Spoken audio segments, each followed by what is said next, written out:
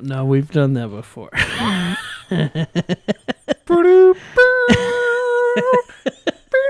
Yeah, we've done that intro before, but hey, what is up, people out there?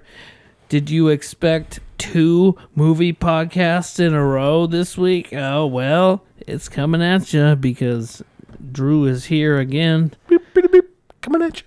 To talk movies, motherfucker, because that's what we love to do. On the little screen with Kevin. As far as movie goes, don't you love talking movies, man? I do love talking movies. We are movie buffs, right? Yeah. Got this. Yeah, we made a whole fucking professionals now. Whole podcast about it. Whole ass podcast. A whole ass podcast. A whole baby. All Distorted Minds movie edition. So this week, I chose. What did I choose? Oh yeah, a movie I've never seen before. It's called Clay Pigeons. Shout out to Lennon who suggested this movie way back when.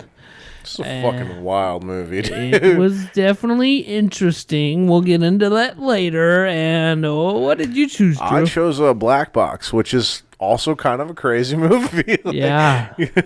100%. And you know what? We'll get into that after we talk about anything else we've watched and any other updates of news that we have. But let's do a fucking snapshot. What?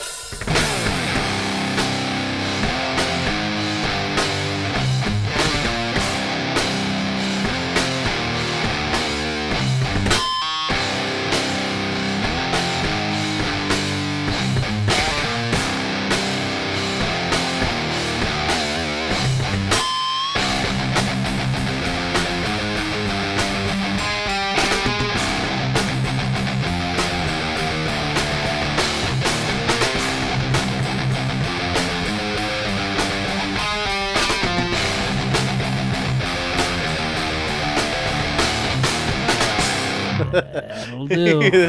That'll do, pig. That'll do. Put the black box on your face. Follow the cursor. No. Yeah. Before we get into any other movies that we've watched, I have a couple of things to say. First off, and I've already told you this, but I misspelled Parasite on the box last week. And I feel like a dumbass. Not that anyone noticed, or not that anyone was gonna comment on it, or nothing like that. But I didn't say shit. But I felt like I had to address it just for my own sake. You know what I mean? No one was ever gonna say anything about it. But Parasite sounded like a word with a C to me, but it's a S apparently. Okay, excuse me. Oh, fucking shit. English language, god damn it.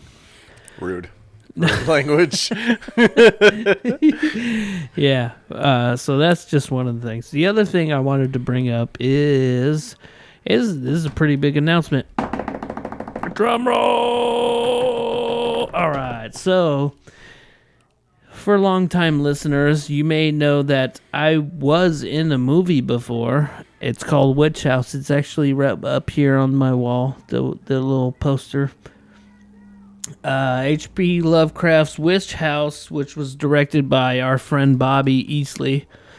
And I was, me and Sarah, and we were both small parts in this movie, which you can't really see us in the movie, but it's now streaming, which, you know... That's cool. Which is new. That's the new thing. That's the new news. It's streaming now on Tubi for free. If you want to go watch the movie that we took a part in, yeah, you can't really see us in the... There's a certain scene where they're in a classroom that we're in, but we're off to the side. You can't really notice it.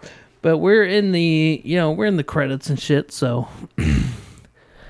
That's the news. I think I'm gonna rewatch. I think I'm gonna watch it. Weren't you asking about, or someone was asking about where this movie was gonna be streaming recently? But it wasn't I, but I am interested. I'll watch it. Someone asked me about it. But, yeah. So, I mean, a lot of people, this movie has been in limbo, for a while now. Ever since the premiere, because, I went to the premiere. That was a good time. And I saw the movie. Sarah's still never seen the movie because she missed the premiere. So, it's now on Tubi for free. Tubi's a free app. Sign on. And if you want to watch the movie, there you go. I was in the movie, so, I feel like I'm a part of the movie world. Hell yeah. I'm somewhere in the zeitgeist. Hey, you got an IMDb page for me? You'll have one credit. Yeah, one credit. But yeah, all right. Other than that news, have you watched anything else? I've watched a few. Yeah, I've definitely watched a few. I watched 3 fucking movies today, man. Throw one at me. I watched Kindergarten Cop today, man. What? Come on, that's fun. Yeah, man. I forgot what a fun movie that is, man. Yeah. It was cracking my shit up. Schwarzenegger, right? And you know what's funny is like the movie's pretty it's pretty good. Like the acting is pretty good. The only unbelievable part is like I was like, nah, there's no way this hot mom is into this ugly Austrian dude. Like that's like the most unbelievable part of the movie. See, I don't really remember the movie, but yeah, I get what you're getting at. Well, and it's like, especially when I don't know, it's like the whole romance part of that movie. It's so Hollywood. It's just like this would never happen. But aside from that, it's fucking hilarious. Like all the little kids were cracking me up. Like there's this little kid. He stands up, and it's such a little kid thing to say. And I'm just gonna repeat it, so don't verbatim. Don't come at me. Yeah. But the kid goes, "Boys have penises and girls have vaginas." Like it's like such a funny little kid thing to say. Like you know what I mean? That's hilarious. He's like, my dad's a gynecologist. I think that's pretty general. Like, yeah. I don't think you needed the preference on that, but you never know with people nowadays. But he also says, because that's not true anymore, right? Boys have vaginas and women have penises nowadays. Sometimes. Or as Anthony Jeselnik says, like, you can't even call them chicks with dicks anymore. You have to call them men who talk too much. Like, that's a great joke. Dude, it is a good joke. Speaking of Jeselnik, we're going to go see him soon, bro. Separately. Yeah, that was a name drop for sure. I wish we would have got the same showtime, but we're going to see him on separate shows. But also, hey, let's mention that we just came from a show. Yeah, we just saw Josh's son Tyler's band. Shout out to Tyler. Shout out to Maul. Powers. Yeah, they were they were good, man. The band's called Mauled. They're a new young band coming up out of Greenwood, Indiana.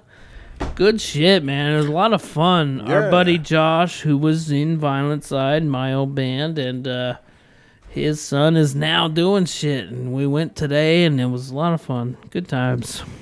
How about you? What's a movie you watched recently? All right, let me throw one at you. I watched one called Another Round. Ever heard of it? It's what's that fucking dude's name? Mads Mikkelsen. Oh yeah, I love that guy.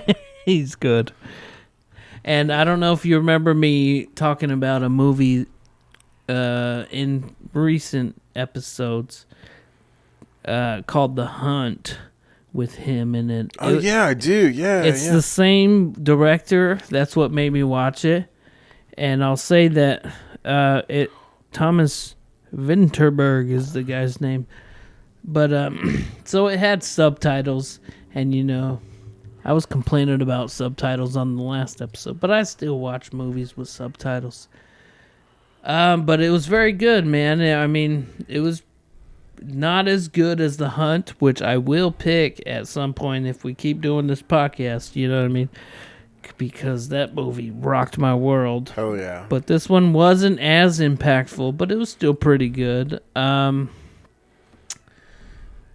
it's basically about 4 teachers who start drinking throughout the day, to help and as an experiment, and they try to do it to like help, and it at a certain point it does help their teaching because they're like connecting more with these kids or whatever, but then it tends to go overboard and shit. So that's what the movie's about. But it's like these 4 fucking teachers who all decide to drink during the day, like day drink, and do their jobs.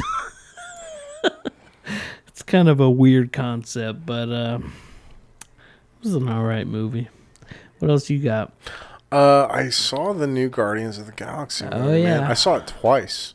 I really Twice liked it. in theaters or what? Yeah. Really? Yeah, so I went with my cousin for his birthday. So I drove up to Chicago and hung out with him. Yeah. We both really liked it. And then I liked it so much I took my sister to see it when I came back. I was like, it's a good fucking movie. It's probably going to be one of the last good Marvel movies. So It's I don't not want something I would watch. No, You it's knew not that, something. though. Yeah, I knew it, but I like the characters like in that story, and it mostly centers around my favorite character, Rocket. So it's kind The of raccoon. it's kind of a cool. I think it does a very cool thing where the movie makes you realize that. I feel like they did that on purpose because he was probably the favorite character of those films, right? Well, he's a favorite character, but he is also the captain of the team in the comic book.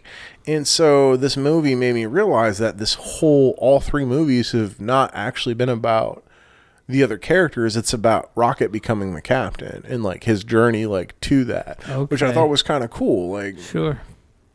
So, and it's kind of like at the end of the movie, without too many spoilers, all the characters kind of go their separate ways, and it's kind of cool. So it's like, it's not like with a lot of the Marvel shit where they're just going to keep going on and on forever with it, like shitting it out. It's like Just a very keep like pumping it out. It's a very finished story, which was cool because a lot of the actors said they're not going to come back for any more movies. They're like, this is it, like this is going to be our last go around with these characters. And I thought it was cool. Like I liked that they like finished that story. And honestly, I think the 3rd movie was the best one.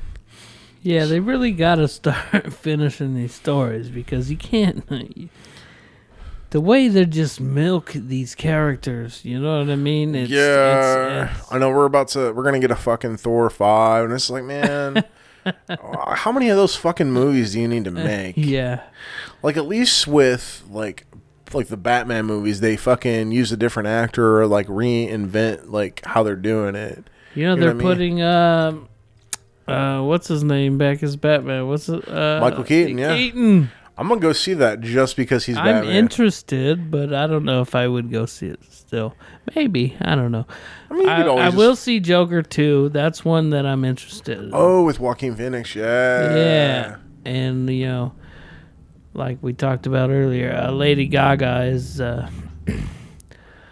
Harley Quinn. Okay. Do you remember? I mentioned this before, but yeah, I don't know how good of an actor she is. I haven't seen her in a lot of shit, so... Yeah. I mean, she was pretty good in A Star Is Born, so it'll just kind of be... Right. We mentioned that too, yeah. It's kind of like, you kind of really don't know, though. Like, I don't think her acting prowess has really been tested with a project like this, so... Poker face. Let me throw another one at you. Mid-90s. I watched this. It's an A24 film directed by Jonah Hill. No shit. Interesting. It was fun. It was about, like, young skaters and, this kid, he had, like, a rough home life and shit, and he found comfort with the skater crew and shit, and he became a skater. It was pretty fun. It was a good one. It's like an emotional type thing, sort of. Didn't make me cry or nothing, but it was, it was in that realm, somewhere around there. It's not bad. Yeah, I'd recommend it, sure. What about you? You got anything else? Yeah, I watched fucking Ted, man. That movie cracks me up every time. Seth MacFarlane. I can, like, even... What's his Mark Wahlberg? Mark, yo. I can quote that whole fucking movie, dude. It's a funny movie. I don't know it that well. I'm sure it's funny and all that, but I just like all the nerd references. If they fucking crack me up, especially. I feel like I fell out of Seth MacFarlane a long time ago. I mean, yeah. What was it, like 1,000 Ways to Die in the West? That movie was okay. See, I like that movie. It was fine. It was good. Yeah, but that's kind of like that is kind of when I stopped paying attention to a lot of the stuff that Seth MacFarlane was doing, because I kind of felt like he put more energy into his movies. And then, like, all his other projects, like Family Guy and American Dad and all that shit, they're kind of like... Yeah, he's got too much going on. Yeah. Cleveland Show, fucking... Well, it got canceled because it wasn't that good. Yeah, like, all this shit. And it was just kind of all the same jokes, man. Like, just kind of like... I think South Park's right. They just kind of have the same... Like, all that Family Guy shit has the same formula to it, and it... I fell out of South Park a long time ago, too. It's kind of the same thing. South Park, if you watch enough of it, and I kind of realized this going back, is South Park really kind of has the same formula. And I think the first, 10 seasons of South Park are definitely the strongest. And then once you start getting into everything past, season 12 or 13, it's very, even though they're trying to be edgy still, it's very formulaic. Mm-hmm.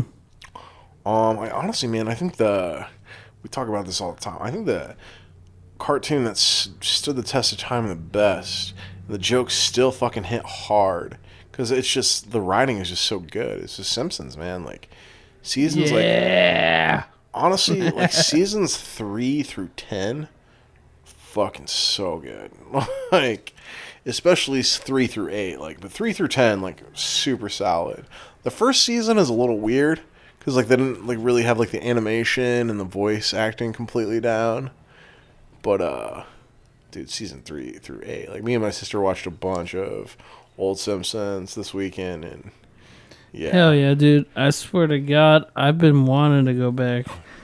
And every time, I've seen it a bunch, even growing up and even just watching it on streaming services. I've seen The Simpsons millions of times, bro, and it's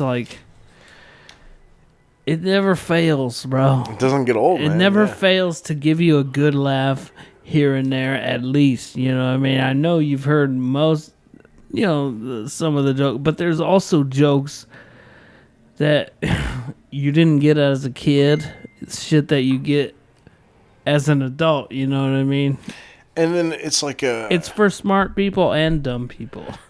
Well, and it's also kids can find it funny, but also can adults. It's very thorough with its humor. It's broad enough to reach enough people that it's just so funny. And the jokes just, even after all this time, still hit. Like I was telling you, when they're kind of at the fair and you see Apu, he's talking to a peddler and he's like, "Look at you, gouging your customers with these exorbitant prices. You magnificent bastard. I salute you." Yeah. And it just gave me a big he's belly going to go one way, but he goes the other way. Yeah. I love The Simpsons used to be really good at the misdirect on the jokes. Really good at subverting your expectation with brilliant. their jokes. Brilliant. You want me to throw another one? You got any more? The only other one I can think of is Across the Spider-Verse, but it's just another superhero movie, and I don't really need to talk about it too much. Right. I mean, I love it. It's the animated one. Yep. Miles Morales. Yep, that's right. I know of it. I don't know the movie, though. I only got a couple more. Office Space. Oh, hell Come on, man. Dude, that's a great movie. That is. Hey, Peter, check out Channel 9. Exactly. He's like low key the best character in that movie. Dude, no thanks, Peter. I don't need you fucking up my life too. Dietrich Bader, I think, is how you pronounce his name. Yeah, he's actually been in a lot of movies. Yeah, he was in Drew Carey show and just a lot of shit. And he's done a lot of voiceover and shit too. But also, the part that made me laugh so hard is when he's asking him, he's like, so what would you do with $1 million? He was like, 2 chicks at once. Yep, 2 chicks at the same time. Yeah. He's like, well, not all women care about money, Lawrence. He's like, well, the type of women that double up on a dude like me do. Exactly. And then he asked him back. He's like, so what would you do with $1 million? He's like, you mean besides 2 chicks at once?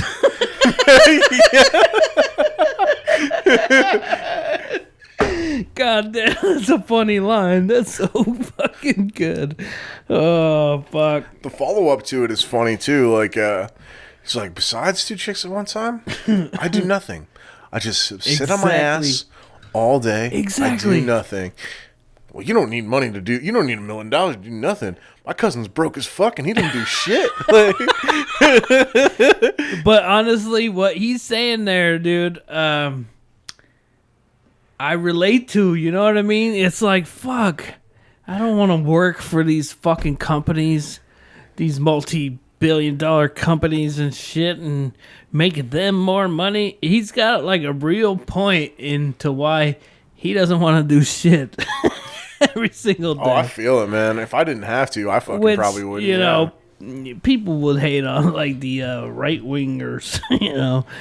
They hate on someone like that, but he's got a point. He's got a legitimate point. It's just, yeah. How much fucking money do these people need? It's soul sucking, these jobs. If you're sitting in a desk in a cubicle, oh yeah, that's a soul sucking I've done job. those jobs. Yeah, dude, I can't do it, man. It's ruthless.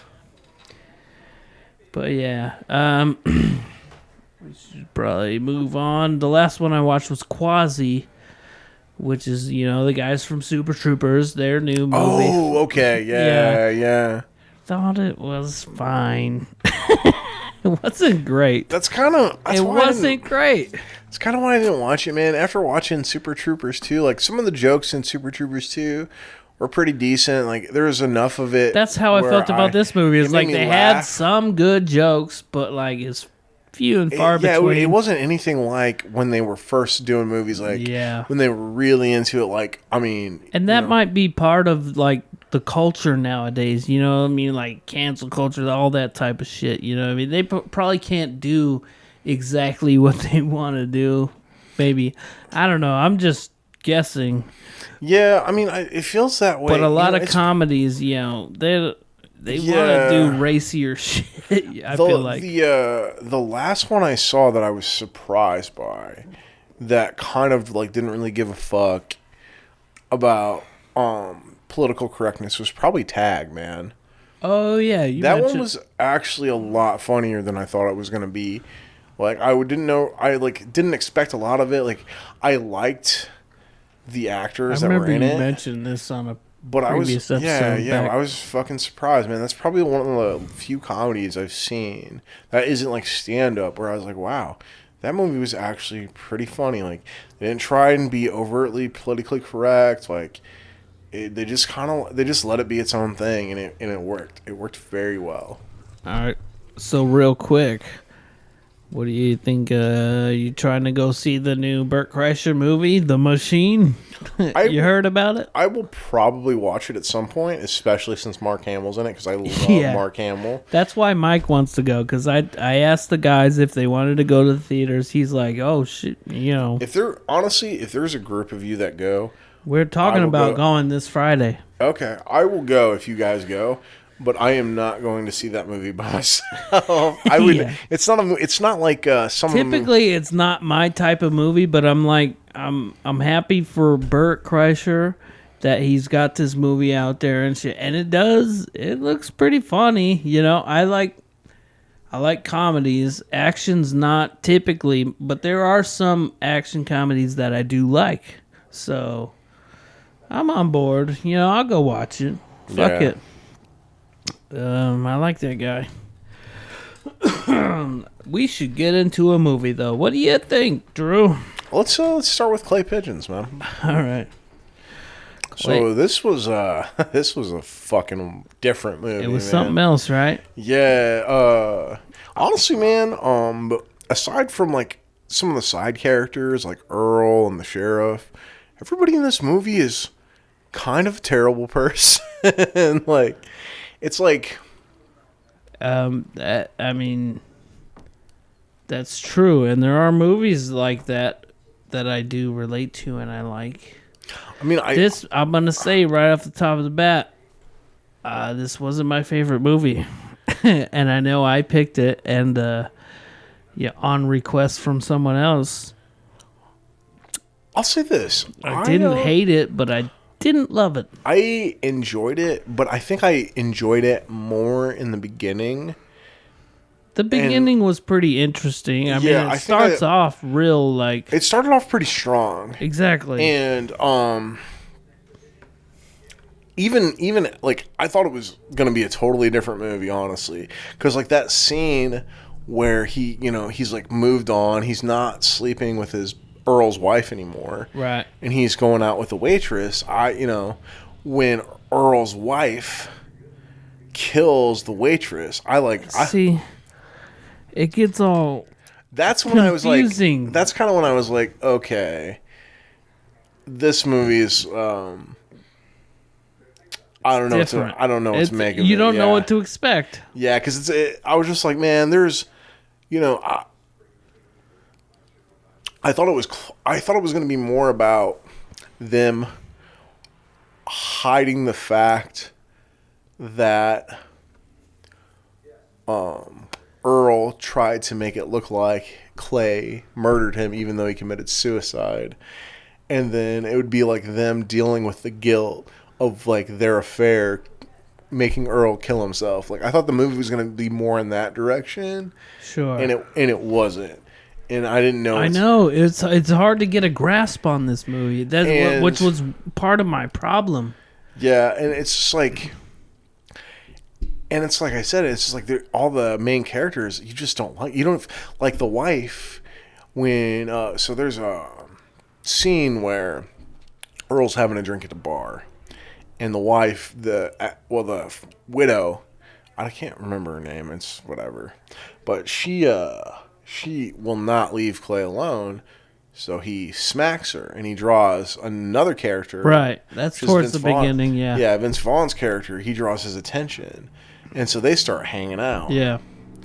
Well, Vince Vaughn starts plowing the wife, like... Right. And it turns out that he's a fucking serial killer. That's where this movie gets weird to me, like...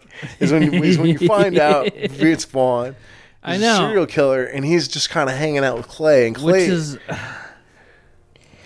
It makes it so confusing. I don't know. It's not necessarily confusing. It's just it's like you kind of they set it up to where like the character's motivations aren't entirely clear. I think the worst offense of that is you mean Vince Vaughn or I mean all of them. Like their motivations aren't entirely clear what they want from one another. And so it gets even worse when Vince Vaughn appears. That's when the movie...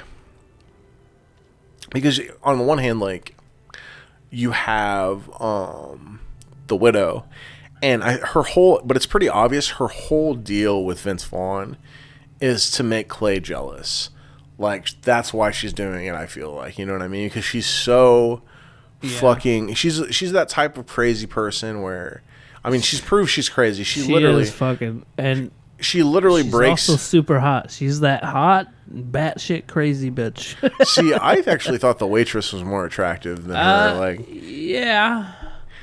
But she shoots the waitress to death out of jealousy and makes it look like it's Clay's fault. Okay, let me talk about this real quick. She shoots her to death, right? And has Clay dump her in the lake. Yep. And then they go fishing in that same lake. Right? Yep. Him and Vince Vaughn. Yep. And then the body that pops up, you would think is her. It's actually it's somebody that somebody else that we have no idea. It's actually something that gets mentioned earlier when they're talking about it. They're talking about because that body was stabbed, and the other body was shot. Yeah, and so the whole thing about that is... was it the same lake, or was it a different... It was the same lake. It's just that they both stashed a body there. And that's why when Vince Vaughn... on. I don't know. And yeah, that's what I'm saying. It's like, that's why I mentioned when Vince Vaughn shows up, the movie starts to get really far-fetched. Like... Yeah. I mean, it does sort of get more interesting, but you're like, what is actually going on here? So it's ironic because Vince Vaughn... And he plays it off like that wasn't a body he's stashed there. Vince Vaughn. Yeah. Whenever the body comes up, he's like, damn, what'd you fart or whatever? I don't know. Well, he's a serial killer, so, he's playing it cool. Like, sure. He doesn't even tell Clay his real name. Like, he tells him a fake name that he uses to get away with shit. Like, yeah, and he also tells Clay to... report the body by himself without him. He's like, I gotta go to work. You report the body, which is suspicious, Yeah. I don't know.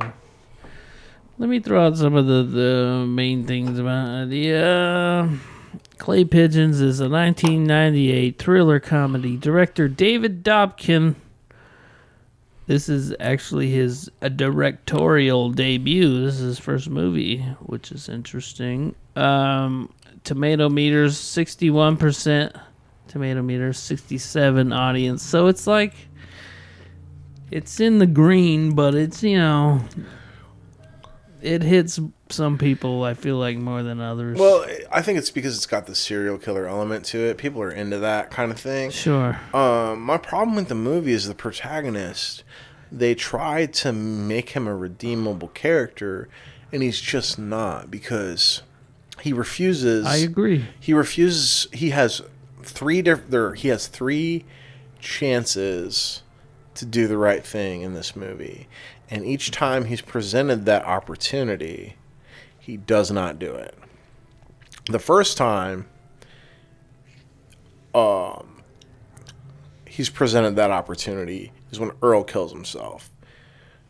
Even though it would have been embarrassing and it would have made everybody hate him, he could have just been honest and be like, look, this is what happened. I was having an affair with Earl's wife, broke Earl's heart, he killed himself. Yeah. Like, I mean, we didn't even mention how it starts off. This movie starts off, Joaquin Phoenix and his friend are just shooting bottles out in a field somewhere, and then his friend tells him, hey, go hang this bottle up so I can shoot at him. While he's out there, he pulls a gun on him, and he's like, I hear you've been sleeping with my wife, that sort of thing. Well, and what? And he ends up killing himself. Well, Spoiler. At first, Clay tries to play it off with Earl. He's like, oh, I don't know what you're talking about. You're talking crazy talk. Yeah. And then Earl starts telling him all the details. He's like, I know because my wife fucking told me. Like, right.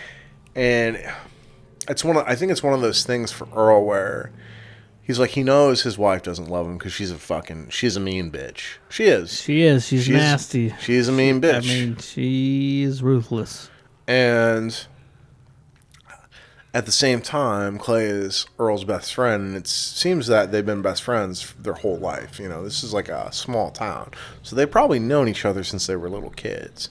So Earl is heartbroken, and he's angry. But really, he just wants to die because he feels like he has nothing left. Like, Earl's motivation is probably the most clear motivation in the whole movie. Yeah, and he kills himself right at the beginning. Yeah. He shoots himself in the leg at first. I was like... Well, if you noticed, he has Clay's gun.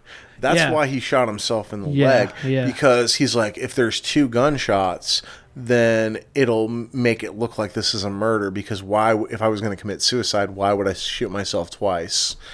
Kind of ingenious, actually. Sure. Like, yeah. That's probably sense. One of the better thought out parts of the movie. That dog does hunt.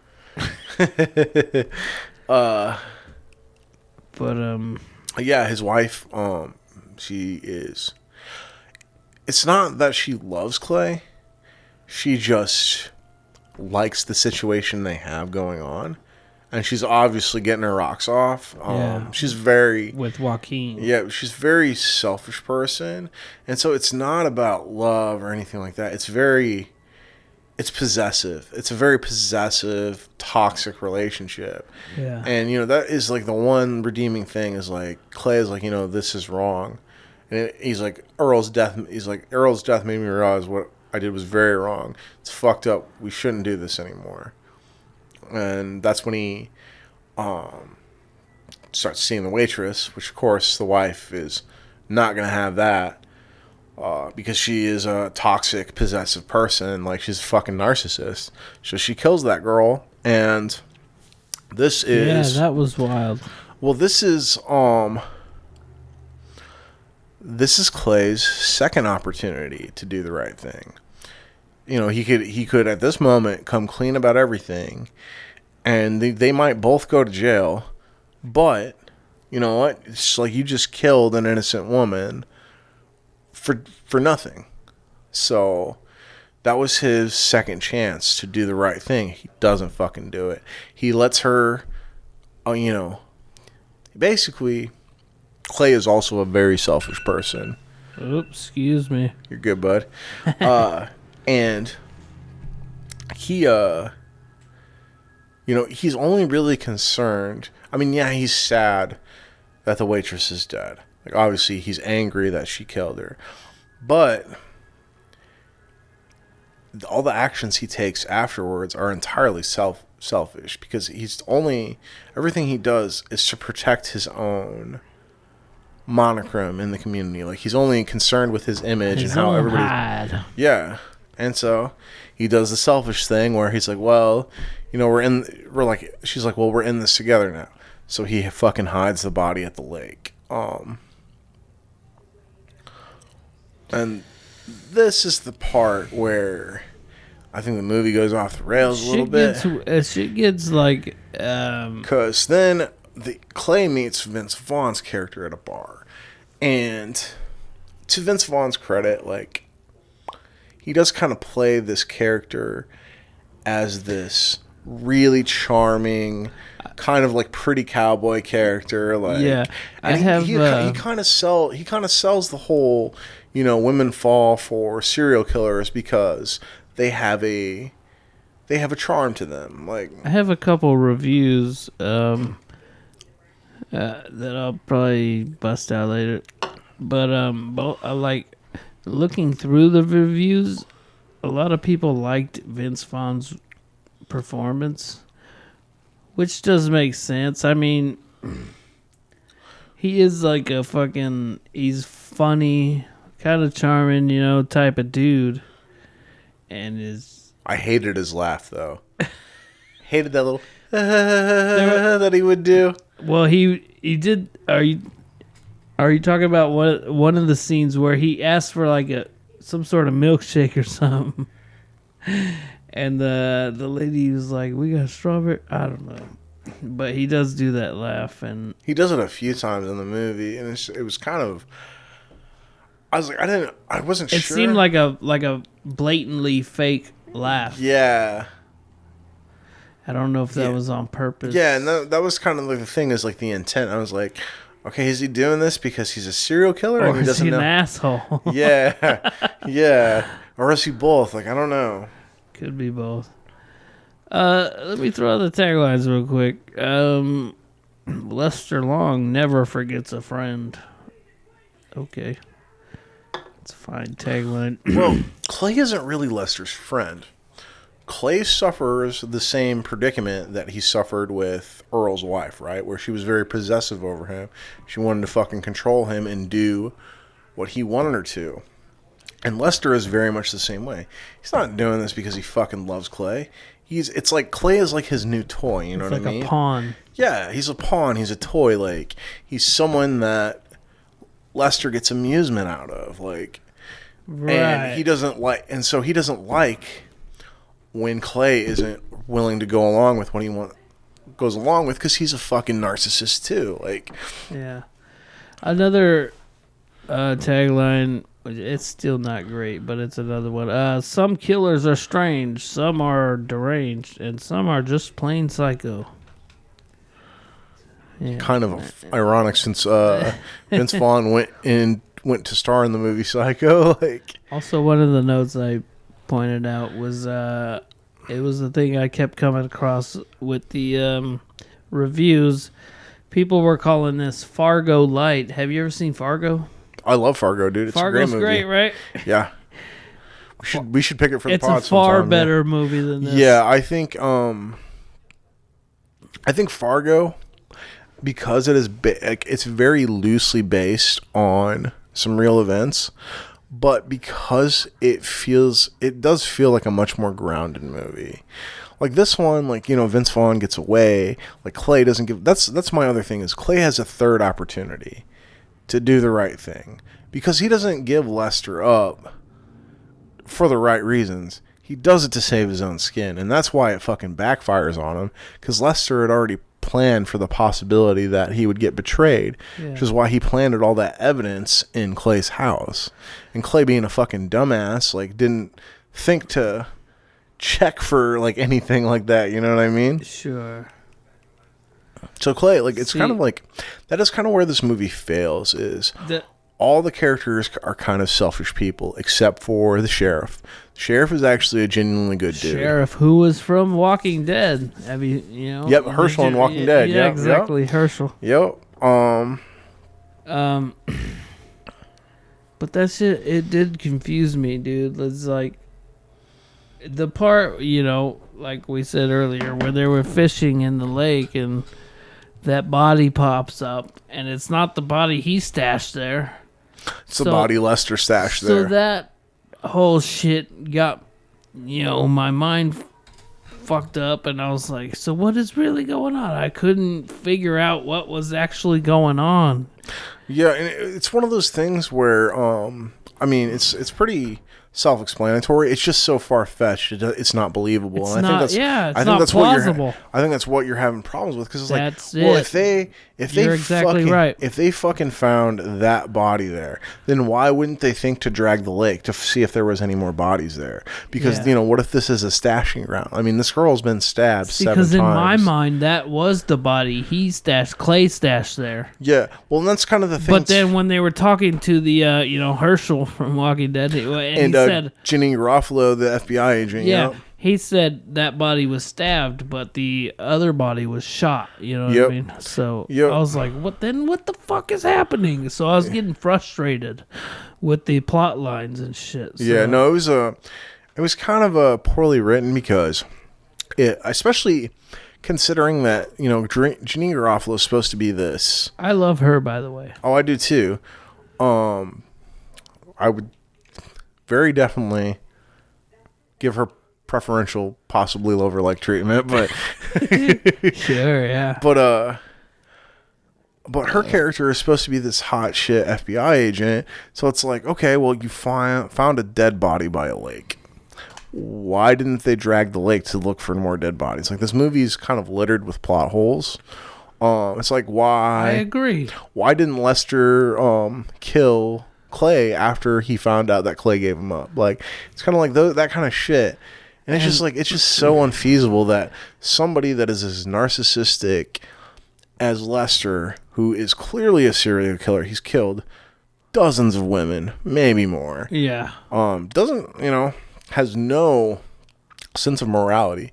So then why is he going to fucking save this Joe Smo that he met in a bar one time when they've maybe hung out like a couple of times? Like, doesn't make any fucking sense. If anything, it makes more, like, it made more sense him setting him up to be the patsy and then him, like, getting away. Like that, like, if the movie ended like that, where, like, Lester had set up fucking, like, if that would, like, they kind of was like a slow burn where you don't know that Lester is a serial killer, and then he fucking plants all the evidence on Clay, and then that would have been a better movie, because of, like, because you wouldn't even feel bad for Clay, because Clay's kind of a piece of shit. Like, he's not the best, yeah.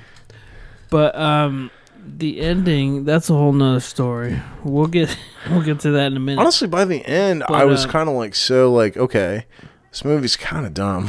I kind of don't remember the ending, honestly, because I was trying to remember the ending. I think they meet in the diner or something, don't they? Like, yeah, and he sent, like, Vince Vaughn goes off with the sheriff, drives off with the sheriff. You know what I mean? Oh, I think they were going to bust him. That's right. Yeah. But it was like they were going off on a venture together, like a whole... They were tricking him. It was a trap. But why would Clay stand there and let that happen? I feel like the sheriff was like his friend throughout this whole ordeal.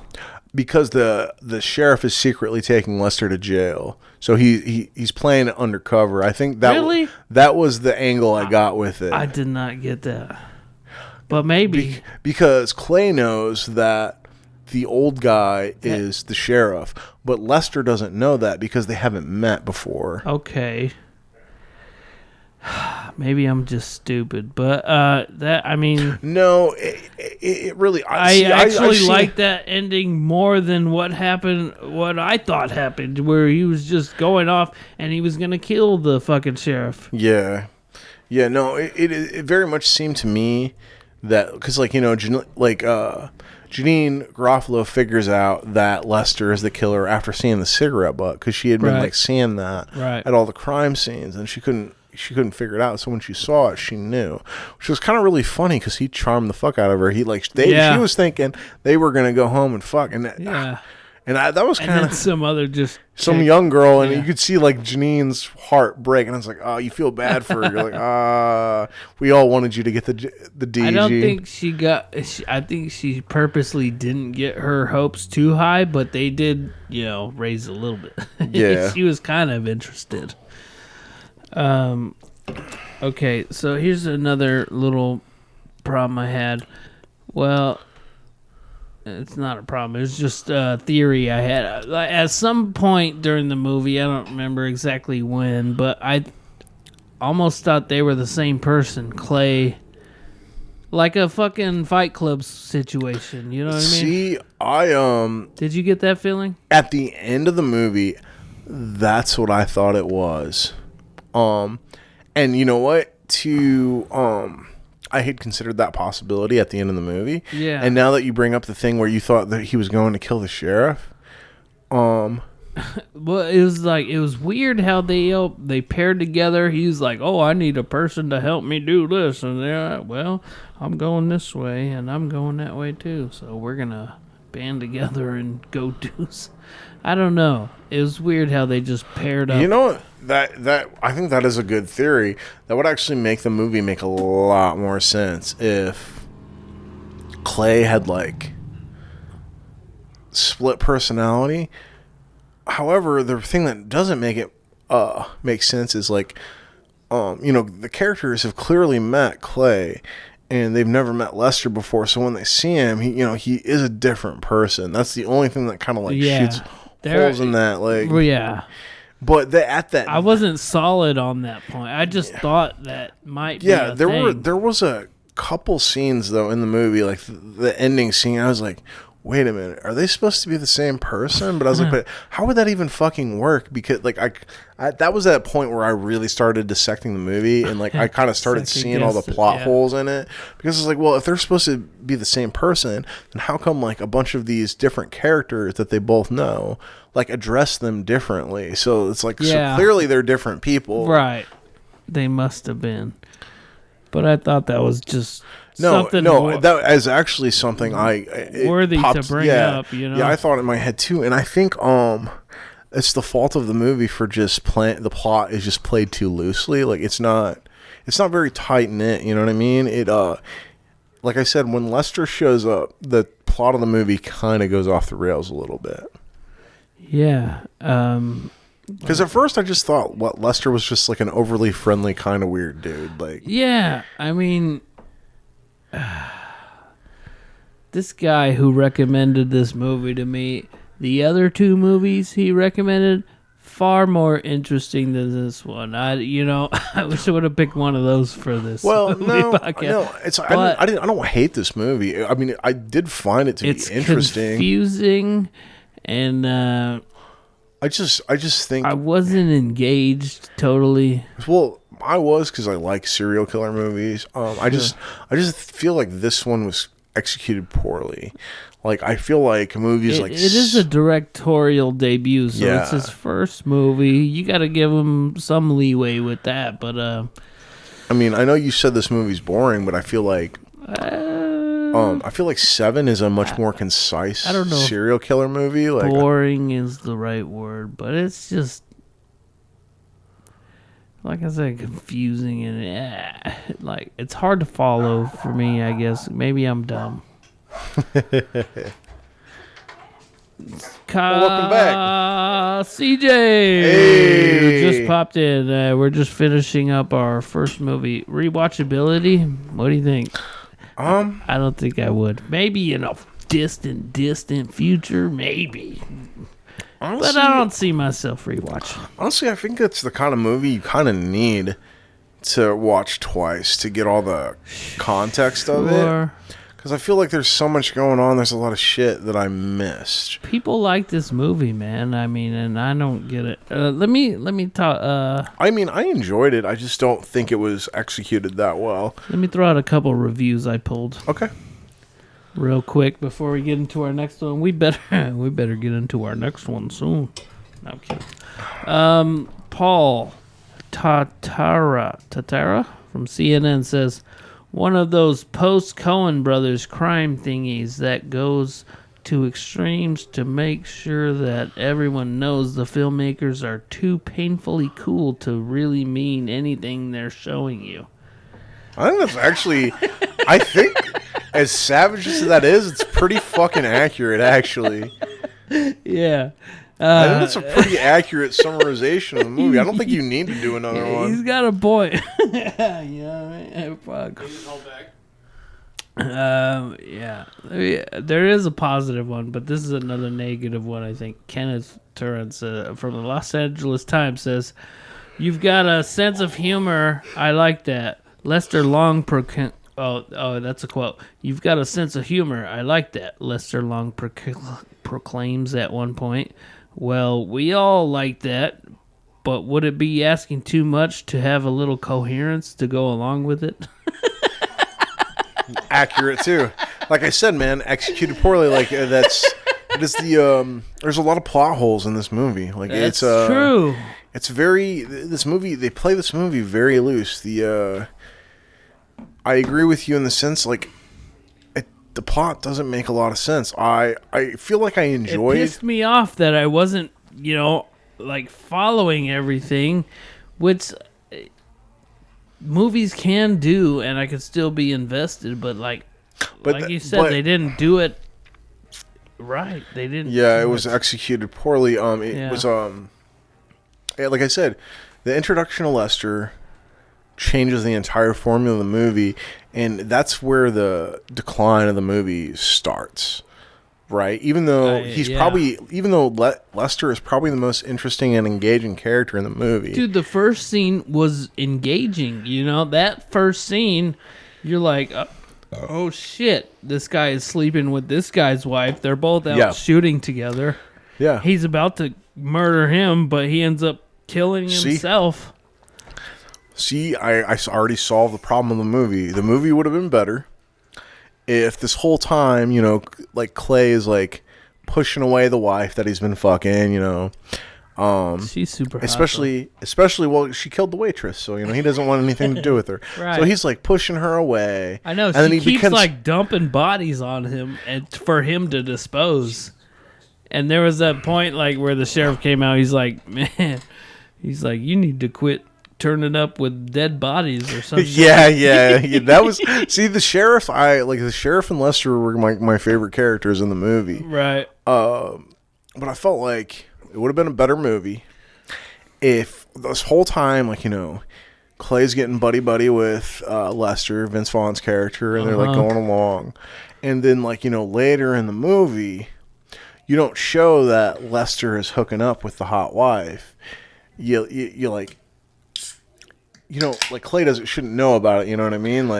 Right. It should be kind of a thing, and then Lester murders the fucking hot wife and then pins it on Clay, and then Clay takes the fall for it, and that's kind of the end of the movie. I think that would have been a more interesting movie. That was another interesting thing about the movie, too, is that the guy who died at the beginning, who killed himself, they were trying to pin it on Clay, but obviously his wife didn't give a shit. Like, the whole town knew that she was still out fucking and shit. Like, yeah, she was fucking other people. Yeah, you know what? She wasn't too heartbroken that he was dead at all. Yeah, she didn't give a fuck. Yeah, she didn't give a fuck.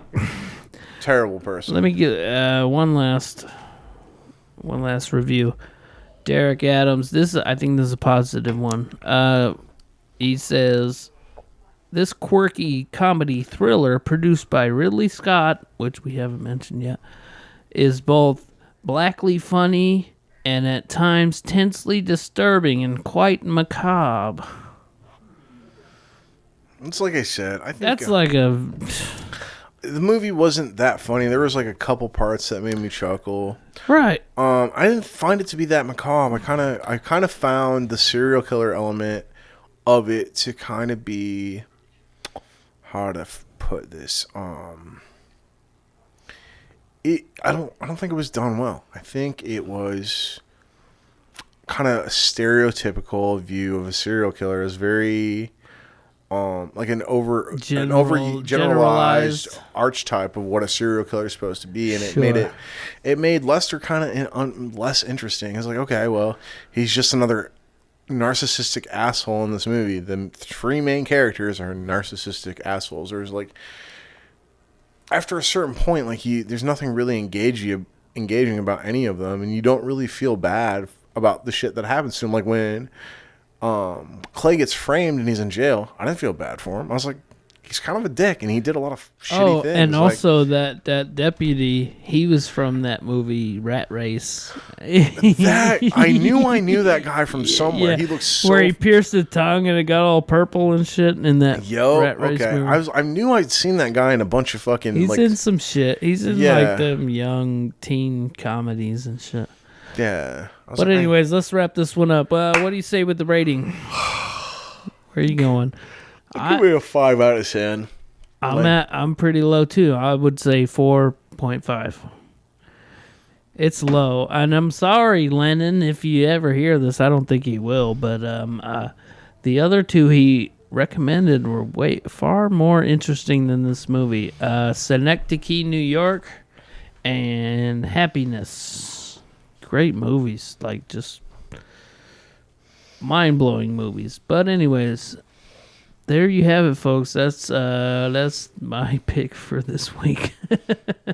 Let's move on to Drew's pick for this week, which was Black Box, which is an Amazon original. It's a 2020 horror sci-fi. Is kind of sci-fi. Director Emmanuel Osei Kafour. I think I said that right. I don't know. We got a 71 tomato meter, 65 audience score. Tagline: there is no escape from who you really are. I think that's a good tagline. That's a decent tagline. Yeah. So what do you want to say about this movie, man? This movie's kind of a trip too. It's my first time watch. I will say this. I think I enjoyed my first watch a little bit more than the second because there is a twist in this movie. Yeah, and if you it's like many movies with twists. Once you know the twist, it peels away a lot of the punchline, But even watching it a second time, I still enjoyed it. I still think it's a good movie. I liked it well enough. I think it's a very original concept to a movie, and that's why I enjoyed it. And I like how it approached the horror element, which is something I think is a lot different than other movies, because everything that we see that is a horror element is happening inside his mind. So like the most dangerous thing happening to him is the stuff in his own mind. And I think a lot of people can relate to that, man. Like that's a very relatable thing to like have the scariest shit be in your own head. Like all the monsters are like inside your brain. Right. Like, and as a first time watch, man, this is like, obviously I was somewhat confused at the beginning because that's how you jump into it. You know, his daughter is basically helping him through his day and shit like that. But then, other than, you see, what's her face? Felicia Rashad, who is Claire Huxtable from the Cosby Show. The main doctor. Yep, Dr. Brooks. Yeah. Yep. I was like, man, I haven't seen her in anything since the Cosby Show, bro, which was trippy for me. I was like, oh shit. You got Claire. She's really kind Claire of Huxtable in this shit. She's kind of really a bad person in this movie. Oh, yeah. Especially when you get to the second half of the movie. Yeah. When you figure out what she's really doing. Which is crazy. All right, so I also wrote down that it's a very similar movie to Get Out. Actually, yeah, I was going to bring that up, yeah. Yeah. Because, they hypnotize him, that whole thing. And then, just the part, and also the part where someone else is taking over his body. That's a similar thing as Get Out. I think the way Black Box approaches it, though, is a lot more realistic, and that's what makes it scary. Because it's like, that's kind of some, scientist shit. That is, there's very... It's an interesting concept. Yeah, there's very few regulations against things... I mean, there are regulations, but they feel pretty flimsy. I feel like if somebody wanted to experiment on somebody that was in a deep coma with massive brain damage, the main character Nolan had, they could probably pretty easily get away with it. And that's kind of the terrifying aspect of it, because how many hospitals are understaffed? How many how much? Look at all the deaths that occur. There was a nurse, and this is a real thing, who used to overdose patients with morphine, and she got away with it for a really long time. I've heard of shit like that going on, and that pisses me off. And that's kind of the thing that's scary about this movie, is not the premise of the movie is scary itself, because they're in control. But they have their own fucking ulterior motive. Yeah, that's kind of the scary thing with situations like that, is you're kind of powerless, especially when you're in a state like that. So it's they really, anything could be done to you without your permission. It's kind of fucking crazy. It's like that episode of Seinfeld when he goes under when he's when he's at the dentist's office and they have sex on top of him or something. Yeah, it's exactly like that. Yeah. God, Seinfeld rules. But yeah, dude, it's wild. And it's a weird thing, he has brain damage. He starts off the movie, he's got brain damage, but he has a daughter. But they're just letting them live alone together? Well, I think... But there's the brother friend. Doctor. Yeah, is it a brother or is he a friend? I think it's just a family friend. I'll be honest, that guy was not the best actor. The doctor guy, the black doctor. Yeah, but I think the premise is they're trying to make it work, and so they have the support of their community, kind of helping them out, so that way his daughter doesn't end up in foster care, because that's the real thing. Yeah. It's also why Nolan takes the daughter at one point in the movie and leaves him at his best friend's house, because he wants her to be taken care of, but he also doesn't want her to end up in foster care. He was basically the other person at that point, right?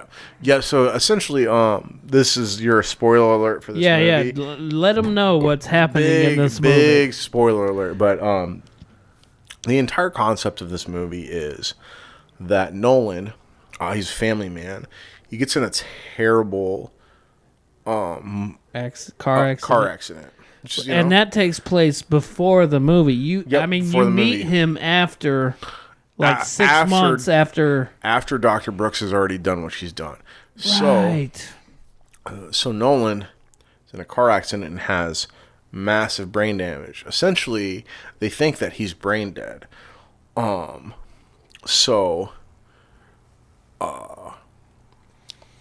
Brooks performs an experimental brain Claire Huxtable. No, I'm kidding. No, yeah, but she performs an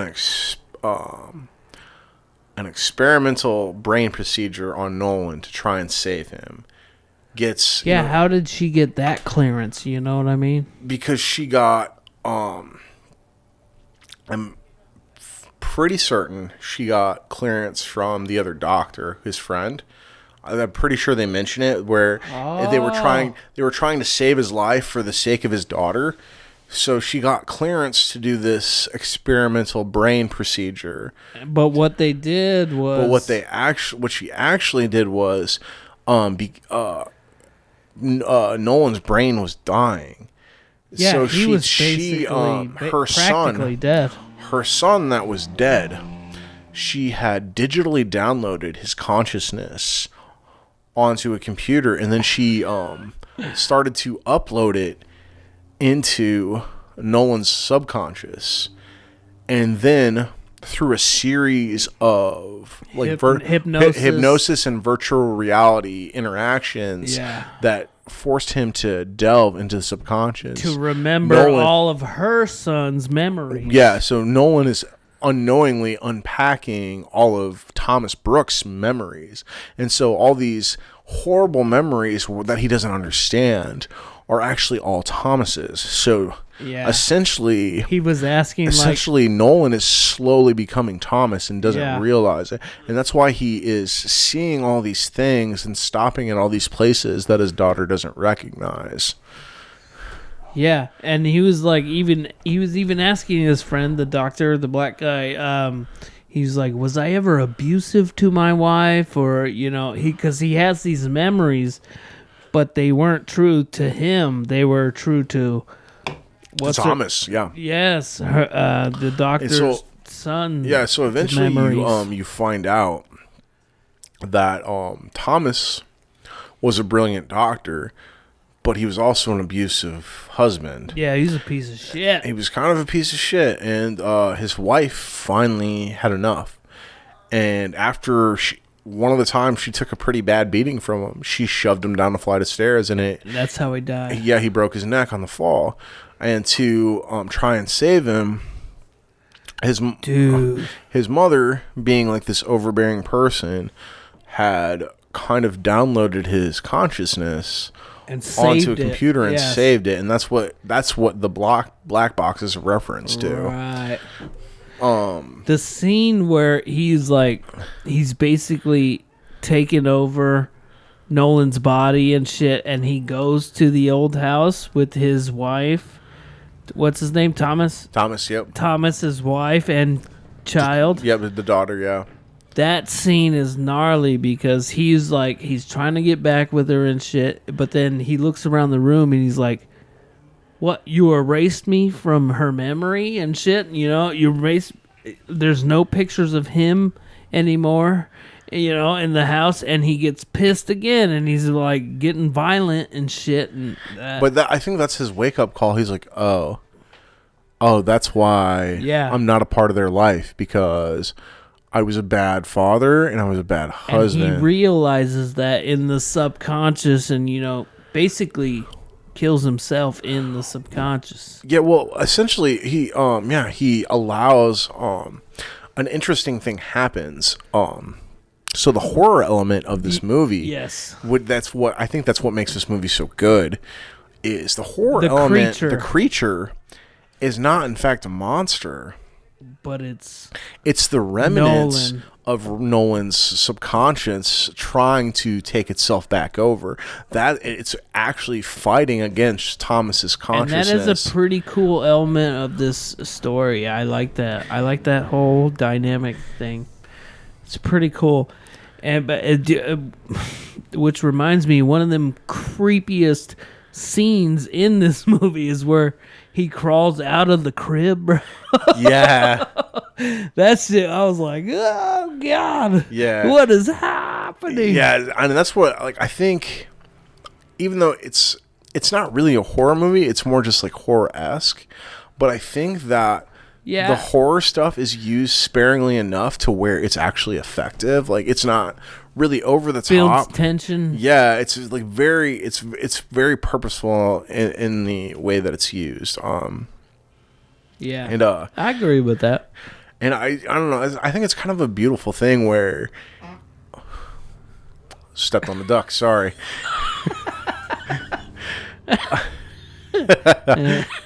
But I think it's a beautiful thing where like Thomas kind of has this epiphany. Shout out Thomas. That you know, because the doctor friend, his best friend, and his daughter come to save him because essentially, oh yeah, right at the right moment, right at the pinnacle moment, because Dr. Brooks is essentially forcing Thomas's consciousness to assimilate into Nolan's body, but the doctor and the daughter come to rescue Nolan, and Thomas hears Nolan's daughter screaming, and that's when he has his like final epiphany. He's like, oh, it's like, if I do this, you know, my family is fine. They don't need me anymore. Like, they don't want me as a part of my life. He's like, but if I do this, if I take over Nolan's body, I'm essentially leaving Nolan's daughter without anybody. She's like, she won't have anybody. That was another one of the things that sort of took me out of the movie.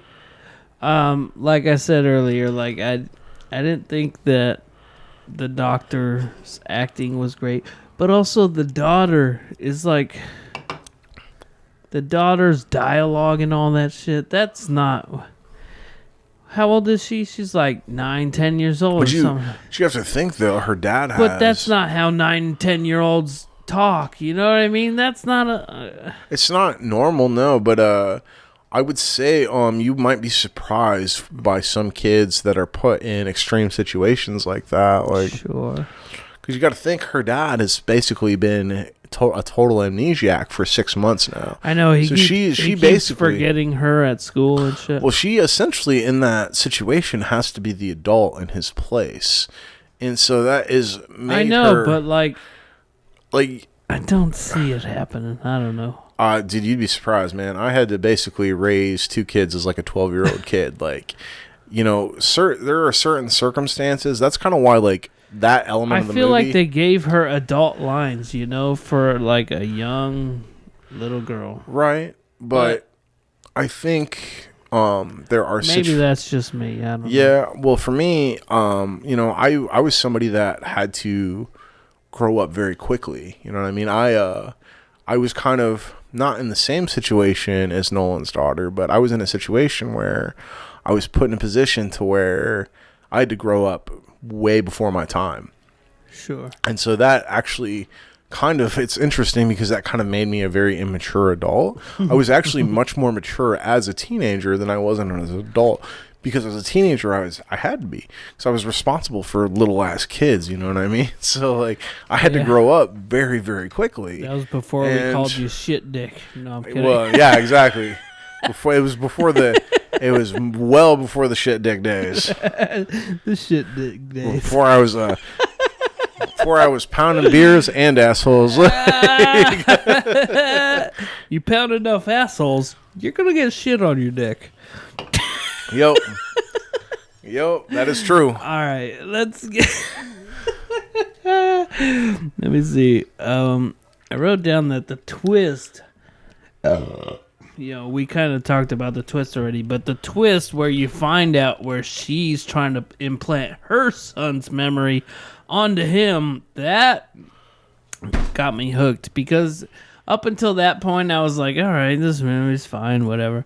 But that point sort of hooked me, you know what I mean? It really, I wouldn't say it was 100% on board, but that, like, it kept me going. Is it all the way dead? It's at 0%, I think. Alright, that's cool. We'll put a new battery in it. It's fine. But, yeah, I was more invested after that. And it's funny that you brought up the Get Out point, because I actually my sister can attest to this. I actually called the twist in the movie well before it happens. I was like, oh, this bitch. I was like, she's putting a fucking another person. I didn't know that it was her son, but I was like, this bitch is putting another person's fucking mind into this guy. Like, yeah, I know. That's what's fucking. Well, see, the crazy thing is in Get Out, like, it's the attempt, right? Like they are attempting to put somebody else's brain into his body. Yes. But in Black Box, she's already fucking done it. Well, she's done half of it. Well, she's done it, but she's trying to get it to acclimate to the environment. And that's another thing too. Is like after that, she wants him to like resume his life, his normal life, his old life. Yeah, he's like, fuck and that then kid. he asked about Ava, Yep. and she's like, fuck that Ava's kid. not your daughter. Yep. Who gives a fuck? Fuck them kids. You know what I mean? Yeah. Which is heartless and fucking just Yeah, Dr. Brooks is really not a good person. Like, I know, Claire Huxtable. What are you doing? I know, right? You've fallen so low, Cosby's wife. Hey, you know what? If you had to deal with Cosby, there's going to be some ramifications. She dealt with Cosby for. I think there was actually some controversy between her and Cosby, but what do I know? I think I've heard something. You know, he gave out a lot of chocolate milk to a lot of people. Yeah, a lot of pudding pops. And a lot of people got his pudding pop. I'll say this. At the end, they kind of try to set up a sequel, right?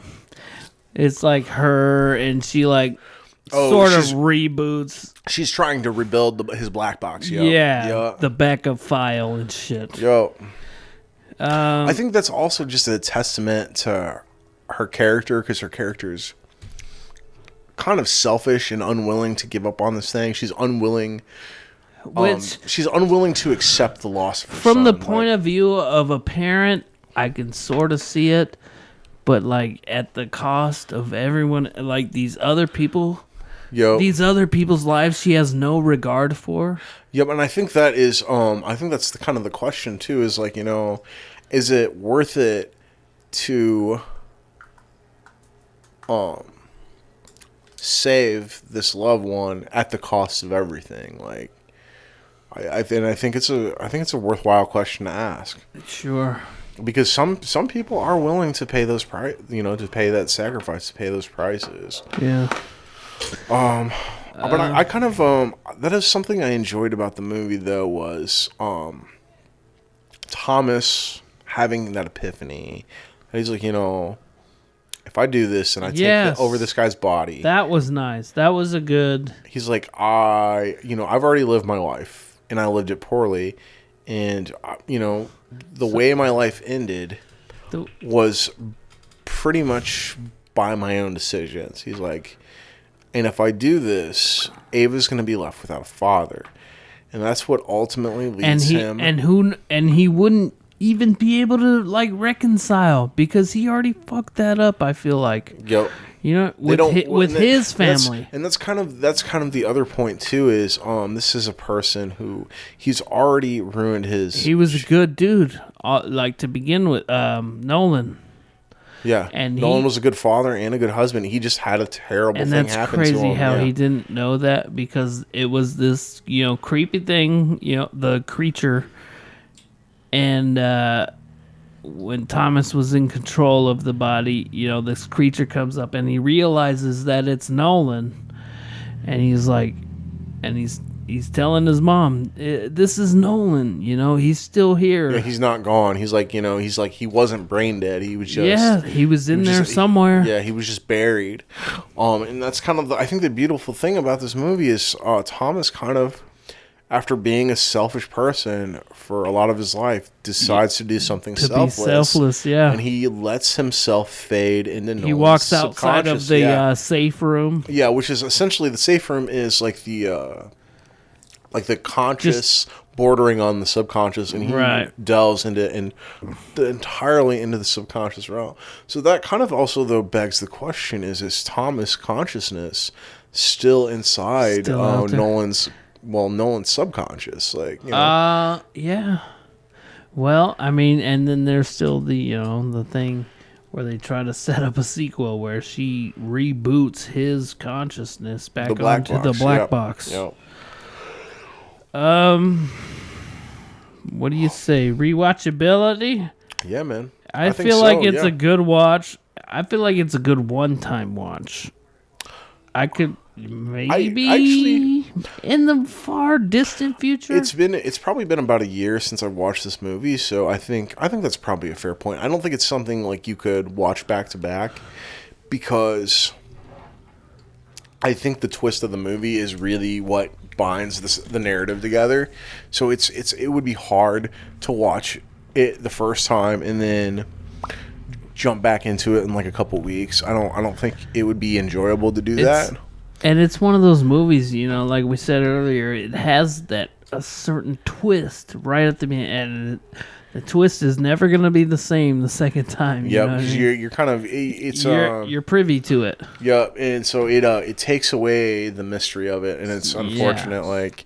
But I would definitely. But I would say it was a decent first watch. Yeah, and I would definitely suggest people watch this movie. It's a.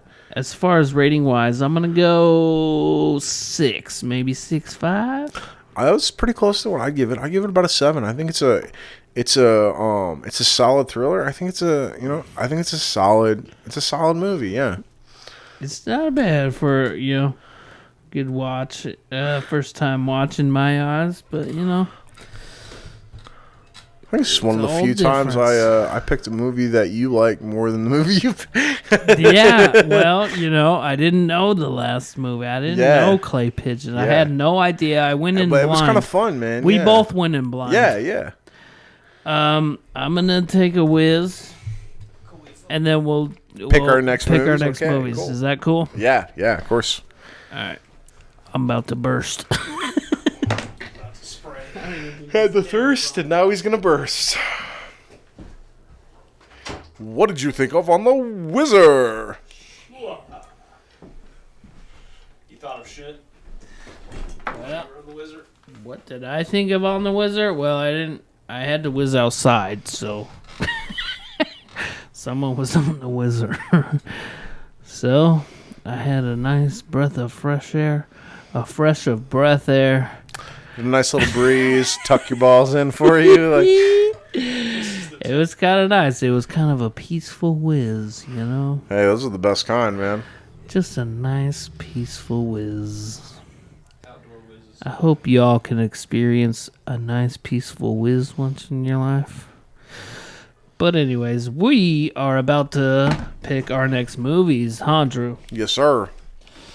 This is a bit of a long episode, but let's throw these out there. You want me to go first? Or Yeah, you? go. All right. So my choice. I have a lot of choices in mind. I narrowed it down to this one. It's a A24, so it's gonna be good. All right.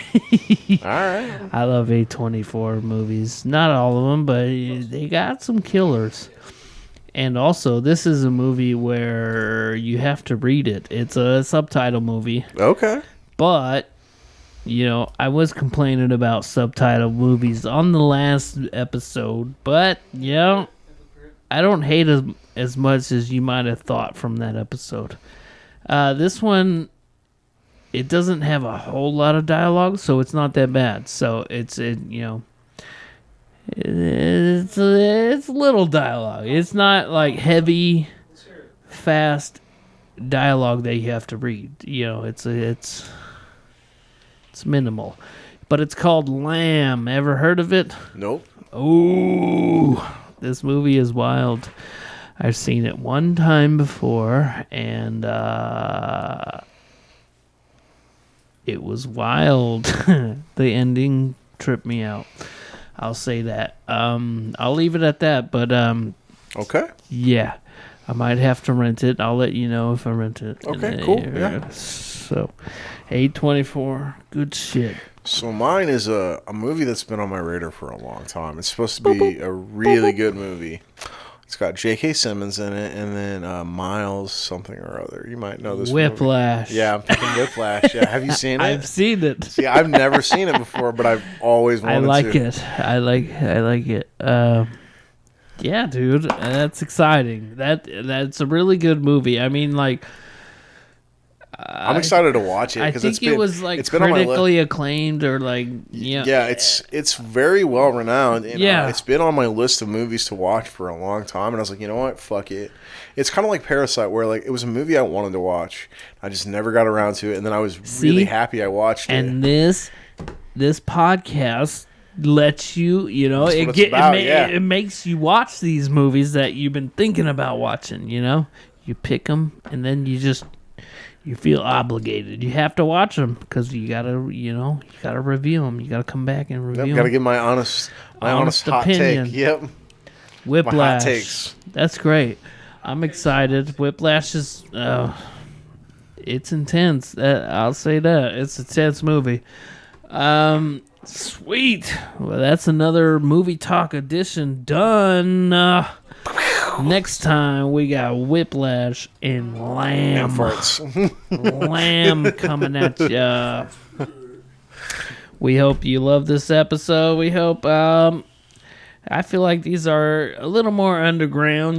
Most people maybe don't know about these movies, Clay Pigeons and Black Box. But hey, if you've seen them, what do you think? Did we do an all right job trying to explain them? Let us know. Give us a like, subscribe, rate, all that dookie nanner shit. And we'll see you next time. Heavy metal, go fuck yourself. We love you. We love you.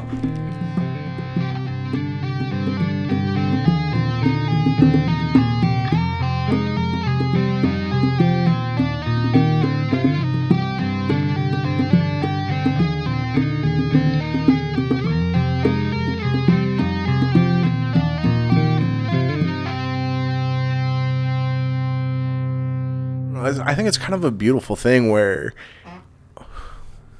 stepped on the duck. Sorry. You watched it on my account? Piggybacked it. I think you did. Giddy up. Pull it up, Jamie.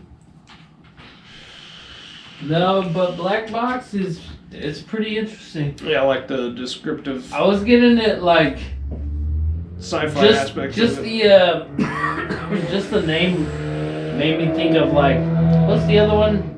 Bird Box, right? Yeah. That's a different movie. Yeah, that's the one with the blind, the lady or she's not a blind lady, but Right. Well, they're not allowed to speak or something like that. Yeah. Yeah, I haven't seen it. Oh, that Have was you a seen great- Bird Box? No. It's good. You know what I'm talking about? it's on my list. Yeah, it's one of the ones. It's got a Bird nice Box. tension. It's got a good tension to it. Yeah, Bird Box. I've got some. Whiplash. He picked Whiplash, bro. Yep. Felt like I think Dude, so. honestly, ever since I feel like that's streaming somewhere, but maybe it should not. be on Prime if it's not already in it. Yeah, you can get anything down there on there. It might be on HBO Max though too. I had to rent fucking Into the Spider-Verse though. Oh yeah. I was like, I mean, I did it because Oh, I it wanted to says- watch it. God, it was so good, dude. Yeah. Fuck. It Yeah, says yeah. it's on Paramount Prime. I mean, Okay, cool. I still, in my opinion, that's the best Marvel movie they've made to date, hands down. Oh for me. man, honestly, the one, did you see the No Way Home movie? Yeah. That one was pretty fucking good Yeah. too. They've been good. The one season. bro, I feel like you're gonna like Lamb though. Okay, hell yeah. You don't know nothing about it? No. All right, don't look anything Nope, up. I don't, dude. Anytime I don't. Don't ever, look it up. Just, I don't- just watch it. That's the Why? thing is the movies you pick that I haven't seen. I purposely don't look anything up. Yeah, you don't want any No precursing. spoilers. Yeah. I just, Yes, I dude. do That's watch the way to do it. No, I don't. Well, it's kind of like for Guardians 3, man. I purposely didn't watch anything for it because I like all those. Because you know they movies. have like 10 minutes worth of shit total, probably. So but- I told Kevin this. That was the best Marvel movie I've seen in a really long time. Oh yeah. I forgot about those being Marvel, but yeah, I I did love the Guardians. the third one.